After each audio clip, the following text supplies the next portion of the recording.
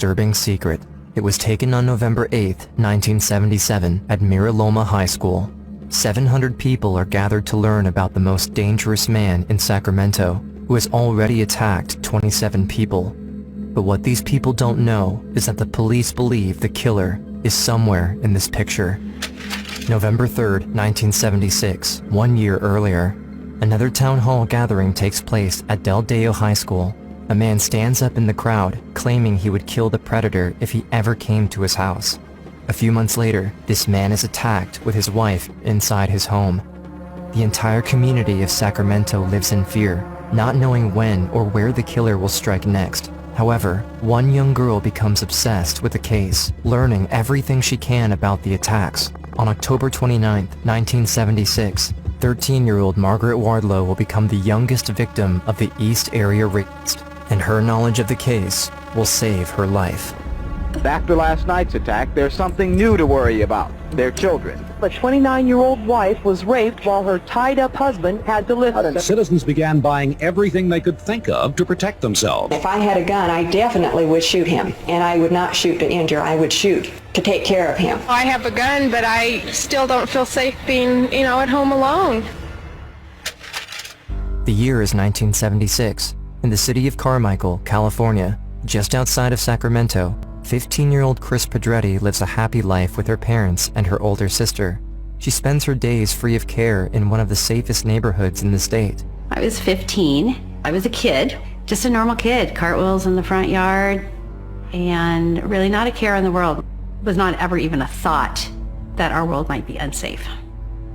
For now, she's still unaware that, since the month of June, there's been a growing number of attacks in her area, women being assaulted inside their own homes. October 5th, only 3 miles away from Chris's house, a woman named Jane Carson is at home with her 3-year-old son, while her husband is away at work. It was about 6:30 in the morning. My 3-year-old son hopped in bed with me for a snuggle. I heard the garage door close and I knew my husband had just left for work.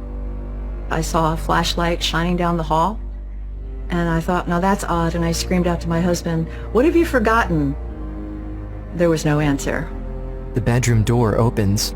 A man, wearing a ski mask and holding a butcher knife, walks towards them, blinding them with the flashlight. So I said, "Take our money, take whatever you want." And the minute I started to say something, he would say in his clenched teeth, "Shut up or I will kill you." The man proceeds to tie up both Jane and her son by the wrists and ankles with shoelaces. Then he gags and blindfolds them both. After ransacking the house, the man forces himself on Jane and spends the next few hours taunting her and her child. When the police are called to the scene, the man is long gone.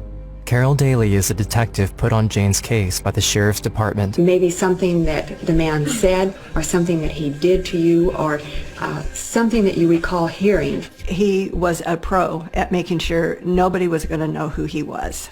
My hands were tied and I was blindfolded and my child was with me. It was absolutely an obsession to be able to find out who this rapist was. Everybody was a suspect.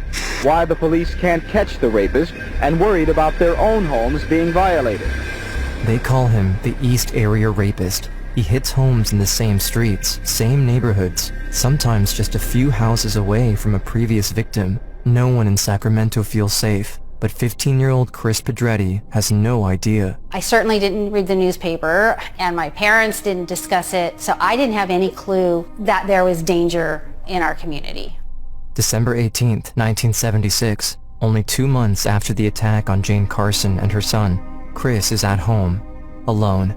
That night, my parents went to a Christmas party. I went to play the piano. I heard a noise, and I stopped playing. I listened, and it was gone. And all of a sudden, there was a knife at my throat, and he pressed it hard and said, "Make a sound and I will kill you."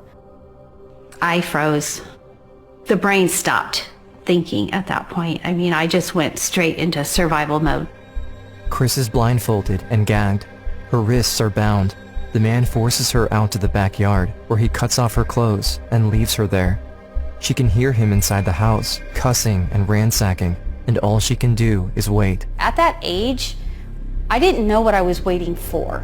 So then he came back and took me into the house and into my parents' bedroom where he raped me. I didn't know about rape. I certainly didn't know about sex. What he did to me, what he took from me, I can't ever get it back. Just like he did to all the victims before Chris, the man taunts her, taking his time, never leaving. So I would just like move my arm, and he was right there. He was right, like perched right next to me, and told me, do that again. Today, it'll be your last day. After more than an hour, Chris is exhausted, tired of being afraid. She doesn't care what happens to her anymore, but she can't continue to sit there and do nothing. She rubs her blindfold off and manages to get up with her hands tied. Thankfully, the man is gone. When the police arrive, Chris is taken to the sheriff's office for a physical exam and for further questioning. The 15-year-old girl is victim number 10. We were told the next day from my dad to never talk about it. It was such a strong order.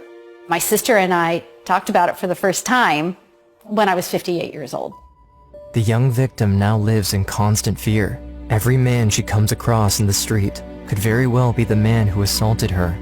She knows there's going to be another attack. It's no longer a matter of if, it's a matter of when. When the news channels cover the next victim's story, Chris watches in horror.